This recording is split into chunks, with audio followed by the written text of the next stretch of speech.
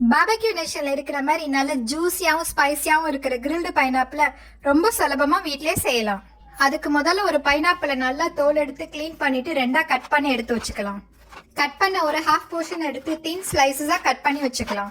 அடுத்து மேரினேஷனுக்காக ஒரு பவுல்ல 2 ஸ்பூன் சீனி, 1 ஸ்பூன் மிளகாத்தூள், 1/2 ஸ்பூன் மிளகுத்தூள், 1 ஸ்பூன் லெமன் ஜூஸ், 1/2 ஸ்பூன் உப்புத்தூள் சேர்த்து நல்லா கலந்து விட்டுக்கலாம்.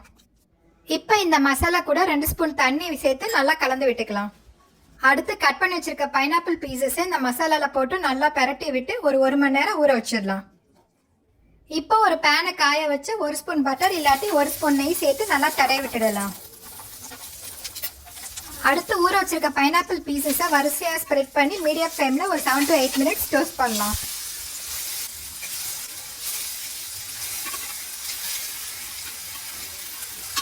ஒரு பக்கம் பைனாப்பிள் ஸ்லைசஸ் டோஸ்ட் ஆனதும் அதை திருப்பி போட்டு இன்னொரு புறமா ஒரு 5 நிமிஷம் டோஸ்ட் பண்ணி விடலாம்.